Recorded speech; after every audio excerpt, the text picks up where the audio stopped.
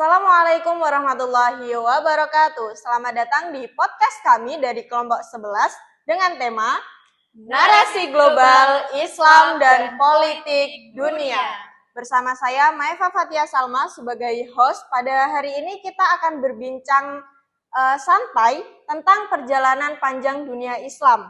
Mulai dari perang besar di Teluk Persia, konflik antara Israel dan Palestina yang hingga saat ini belum usai, sampai peran organisasi Islam seperti OKI, Muhammadiyah, dan Nahdlatul Ulama dalam upayanya perdamaian global. Kali ini saya tidak sendiri, saya ditemani oleh dua rekan saya. Silahkan Kak, bisa memperkenalkan diri. Halo, kenalin, nama aku Devi Harinisa, bisa dipanggil Devi. Dan aku Fatia Ilmanafia, biasa dipanggil Fatia. Oke, sebelumnya gimana nih Kak kabar Kak Devi dan Kak Fatia setelah sekian lama kita tidak bertemu? Alhamdulillah baik sekali Kak Salma. Oke, alhamdulillah aku juga sehat-sehat aja ini Kak. Oke, kita langsung saja ya Kak, mulai pembahasan kita. Kita mulai dari konflik yang sering disebut dengan api abadi Timur Tengah. Mungkin dari Mbak Devi bisa dijelaskan tentang perang Teluk ini tuh ada 3 fase ya kalau nggak salah. Ya, betul sekali Kak Salma. Jadi fase pertama ini dimulai dari tahun 1980. Pada saat itu, Irak itu di bawah kepemimpinan Saddam Hussein itu menyerang Iran. Alasannya tuh cuma sederhana sih sebenarnya, karena sengketa batas di Sungai Saud Al-Arab. Tapi sebenarnya itu hanya di permukaannya saja gitu. Oke, dari itu tadi ada nggak sih alasan ideologisnya gitu Mbak? Iya, sebenarnya itu ada. Nah, jadi setelah revolusi Islam 1979 itu, Iran di bawah Ayatollah Khomeini itu mengguncang dunia dengan ideologi Islam Syiah revolusioner. Jadi, Saddam itu yang memimpin rezim sekuler dan berhaluan Sunni itu merasa terancam. Dan dia itu khawatir kalau revolusi itu tuh menular ke Irak. Dan karena mayoritas rakyat Irak sendiri itu adalah Syiah gitu. Iya, nah dari situ perang ini tuh menjadi lebih kompleks. Jadi bukan hanya sekedar perebutan wilayah, tapi juga perang ideologi agama antara Syiah di negara Iran dan Sunni di negara Irak. Jadi Saddam Hussein ini mencoba memposisikan dirinya itu sebagai pelindung Islam yang Sunni seperti itu. Oke, kalau dipikir-pikir konflik ini tuh tidak hanya tentang agama dan politik ya, tetapi juga tentang perebutan wilayah yang kaya akan minyak. Ya nggak sih Kak? Ya jelas dong Kak, soalnya kawasan Khuzestan di Iran itu kaya akan minyak. Selama 8 tahun perang, ladang-ladang minyak itu terbakar. Setelah itu pelabuhan hancur dan ekonomi kedua negara itu runtuh. Sekitar 1 juta warga Iran itu dan 200.000 warga Iran itu tewas. Dan pada akhirnya perang ini berhenti pada tahun 1988 setelah PBB itu mengeluarkan resolusi 598. Tapi tidak ada yang menang dan dunia Islam itu justru saling melemahkan gitu Kak. Oh, jadi di perang tersebut tidak ada yang menang gitu ya. Terus kan tadi perang Teluk 1 itu selesai di tahun 1988 ya. Terus 2 tahun kemudian itu terjadi perang Teluk 2 di tahun 1980. Nah itu aku tuh kayaknya pernah baca ya Kak, kalau Saddam Hussein itu kembali bikin geger dunia. Itu benar nggak sih Mbak? Benar sekali Kak. Soalnya setelah perang panjang, ekonomi Irak itu anjlok dan negara itu punya hutang lebih dari 80 miliar US dollar, terutama ke Kuwait dan Arab Saudi yang dulu itu saling mendukung. Dan Saddam itu menuduh Kuwait menjatuhkan harga minyak dengan memproduksinya secara berlebihan kayak gitu sih. Gitu. Iya, dan pada 2 Agustus tahun 1990 itu tadi, itu Irak menyerbu ke Kuwait. Kemudian Saddam Hussein mengklaim Kuwait itu bahwasannya bagian dari Irak, tapi dunia internasional itu langsung bereaksi atas kejadian tersebut. Oh, oke. Kalau nggak salah itu Amerika Serikat itu juga membentuk aliansi dari berbagai negara.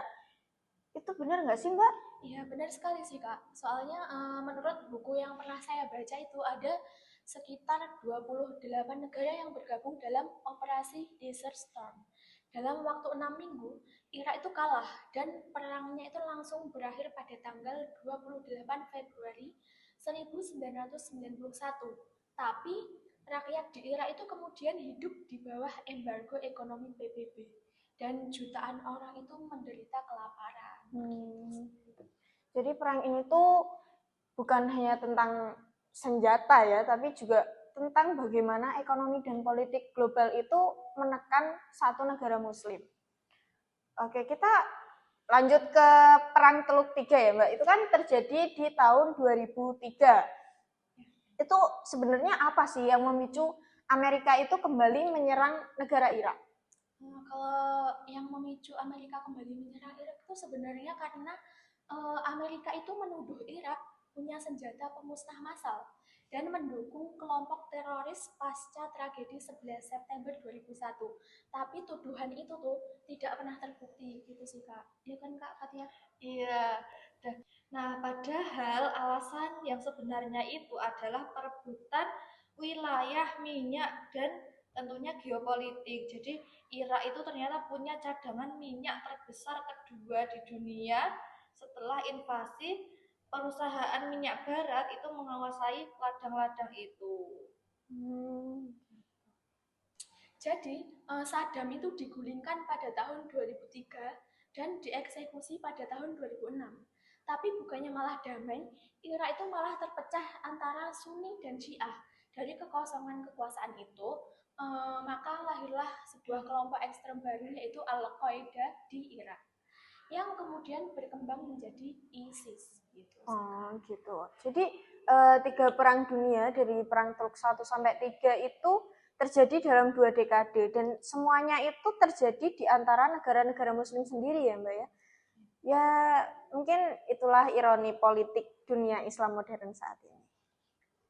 Oke, sekarang kita pindah ke konflik yang tak kalah panjang dan menyakitkan bagi kita kaum muslim, yaitu konflik antara Israel dan Palestina.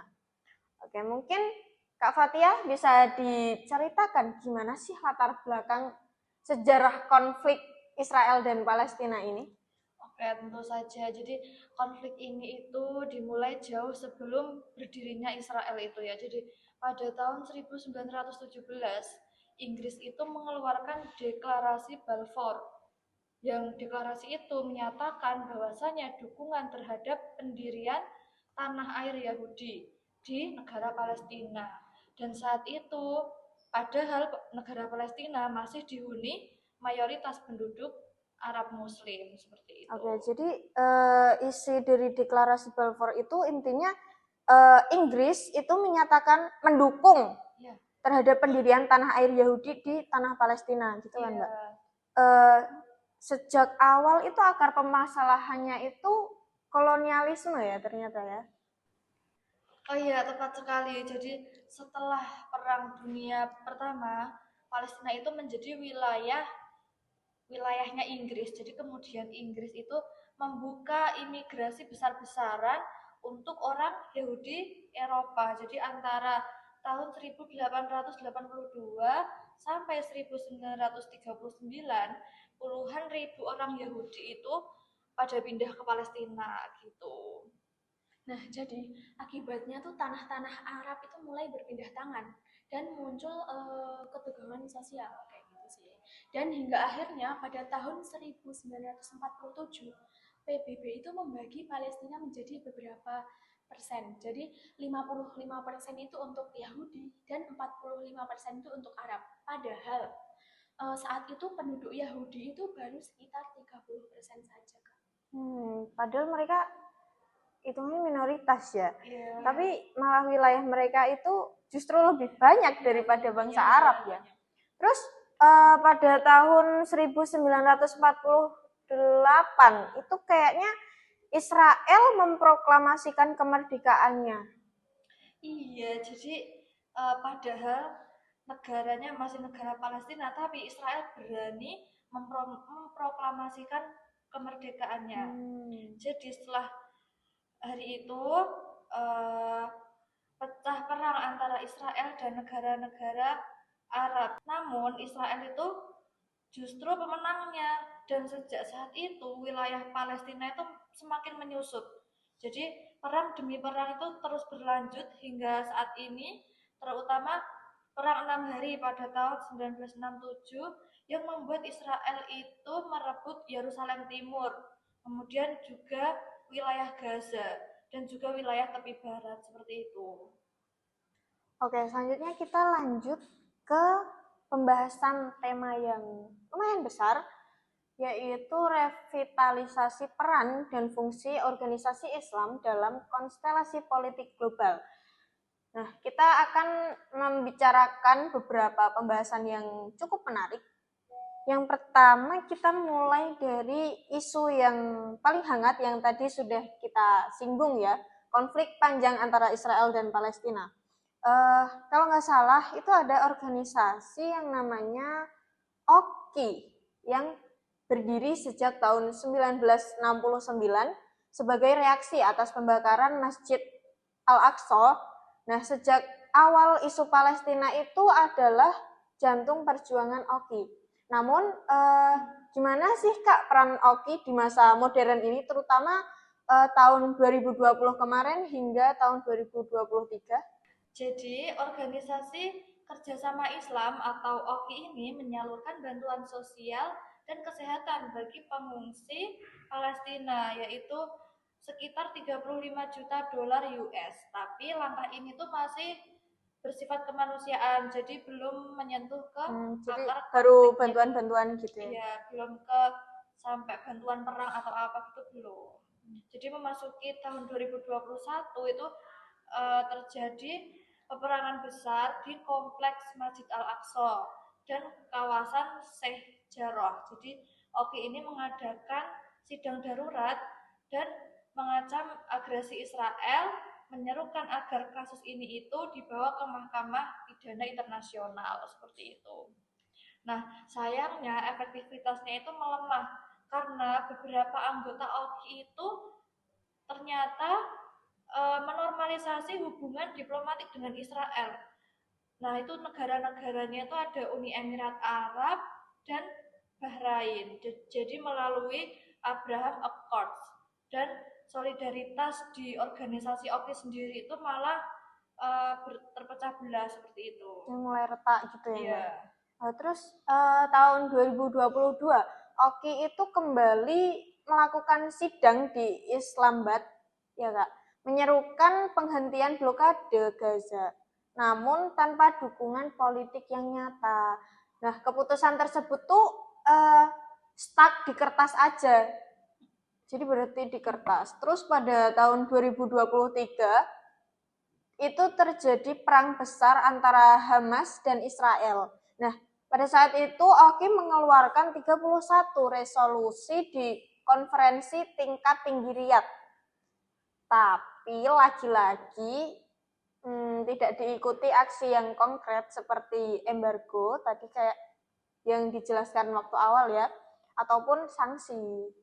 Ya sih, jadi kayak pada intinya tuh organisasi OKI itu masih kuat secara moral dan simbolik, tapi lemah secara politiknya gitu Kak. Jadi banyak negara anggotanya itu lebih mementingkan kepentingan nasional daripada solidaritas kolektif untuk si Palestina ini gitu.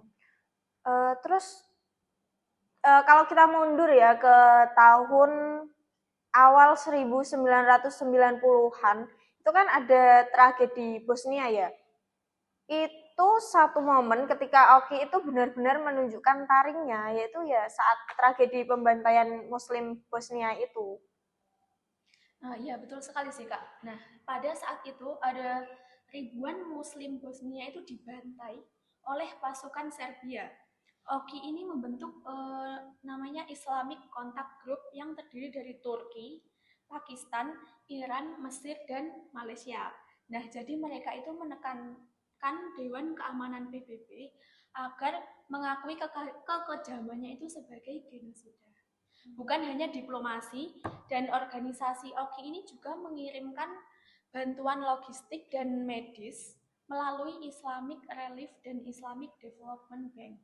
Bahkan, Oki ini berperan dalam proses menuju perjanjian Dayton pada tahun 1995 yang akhirnya mengakhiri perang Bosnia tersebut gitu.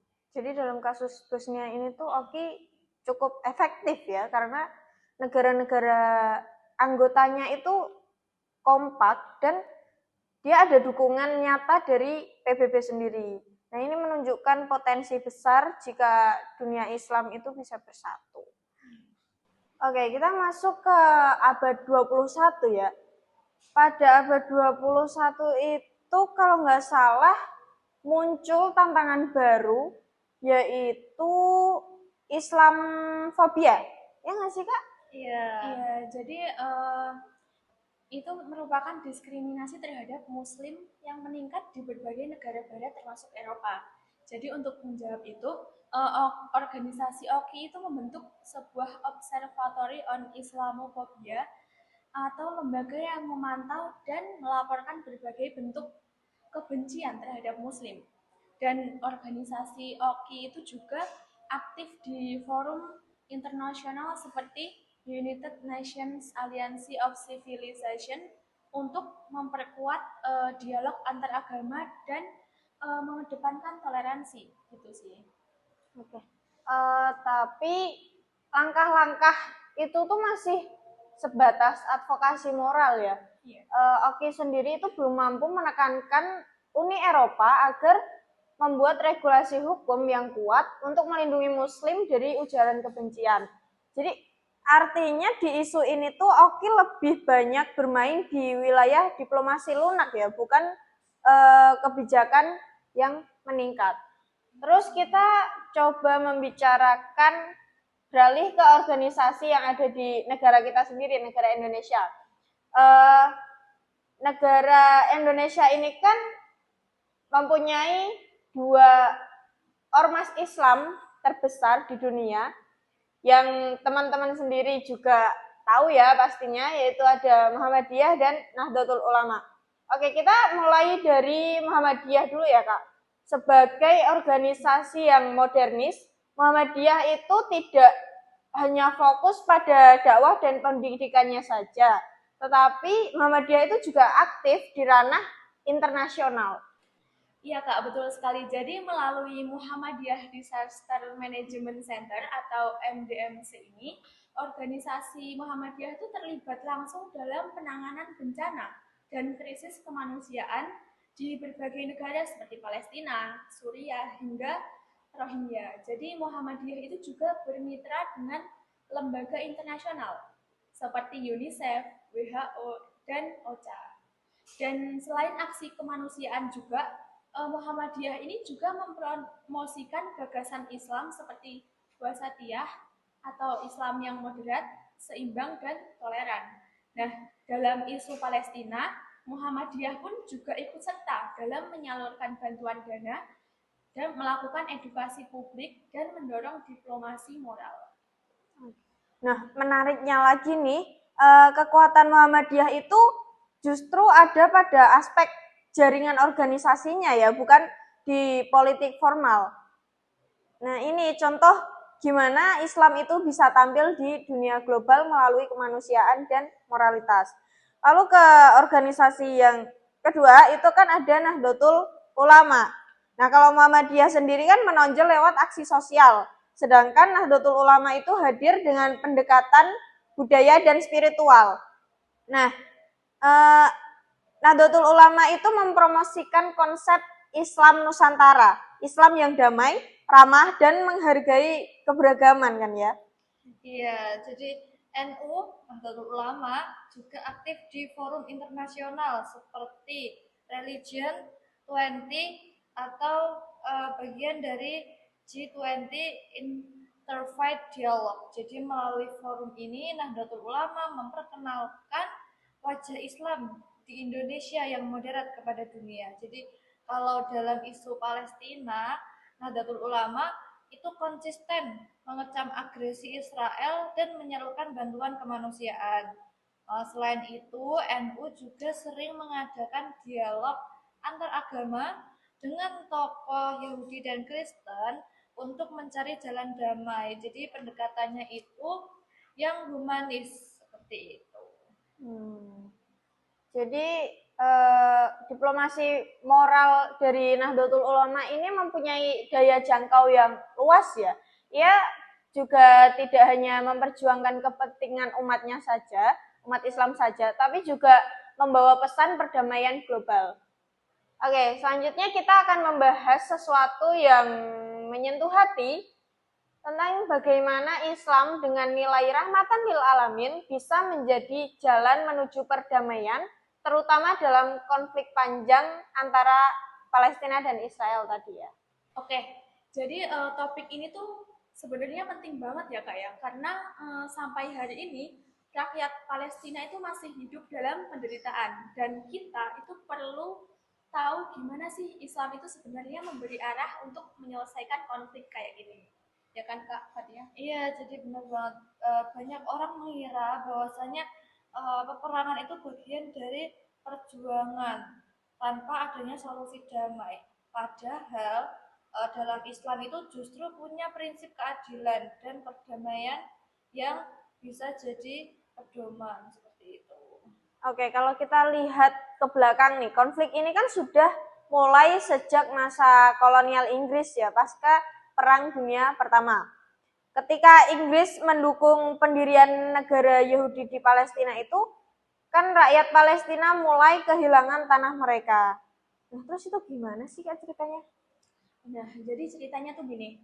Pada tahun 1948 itu, Israel itu kan resmi berdiri. Setelah itu, ribuan warga Palestina itu terusir dari rumahnya, dan peristiwa yang dikenal sebagai Nakba atau bencana besar. Nah, sejak itu kekerasan dan penjajahan itu terus berlanjut gitu loh Kak. Nah, dan yang paling tragis itu kekerasan itu nggak cuma serangan militer aja, jadi ada blokade makanan, kemudian penghancuran rumah ibadah, penghancuran sekolahan gitu. Jadi pembunuhan juga terjadi di daerah Palestina. Salah satu yang paling diingat di dunia itu adalah penembakan perawat yang namanya itu Rasna Al-Najjar. Nah, itu simbol betapa parahnya kejamnya perlakuan Yahudi terhadap Palestina. Nah, di sini nih pentingnya pandangan Islam tentang perdamaian kan ya. Dalam Quran surat Al-Hujurat ayat 13 itu kan Allah menegaskan bahwa manusia itu diciptakan berbangsa-bangsa agar saling mengenal, bukan malah saling membenci gitu kan.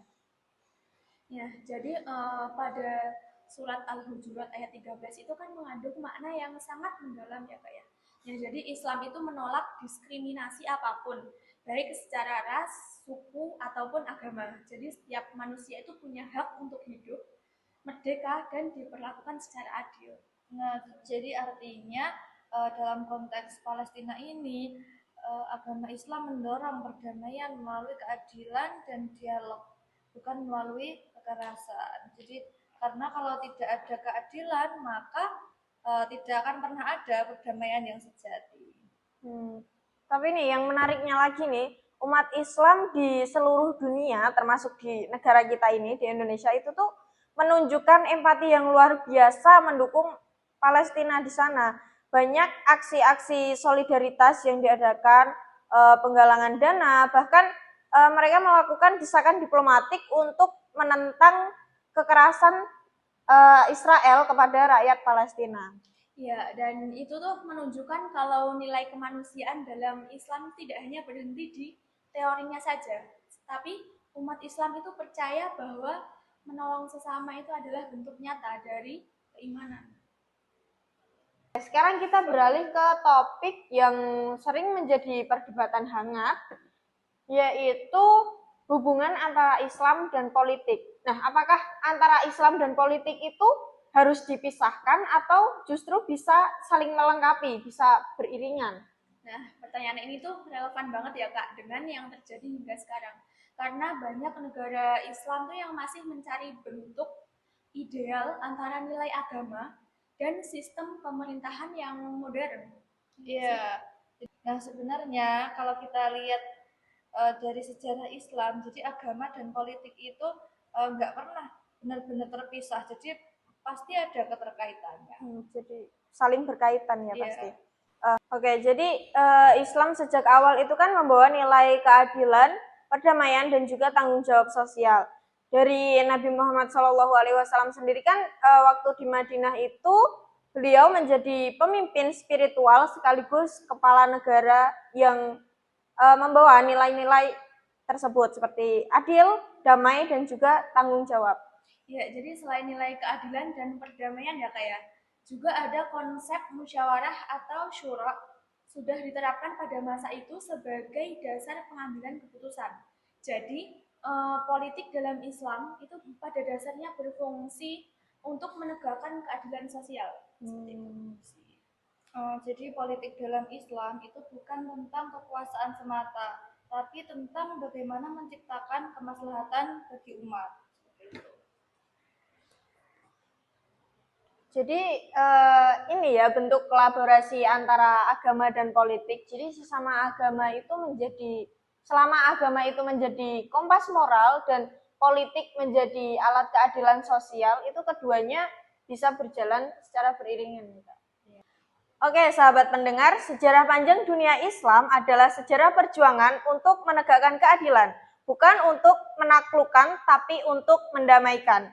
Islam itu bukan sumber konflik, melainkan Islam adalah sumber solusi. Mari kita hidupkan kembali semangat rahmatan lil alamin, agar Islam benar-benar menjadi rahmat bagi seluruh alam. Terima kasih kepada Kak Fathia dan Kak Devi atas pandangannya yang sangat luar biasa. Saya Maeva Fathia Salma pamit undur diri. Wassalamualaikum warahmatullahi wabarakatuh.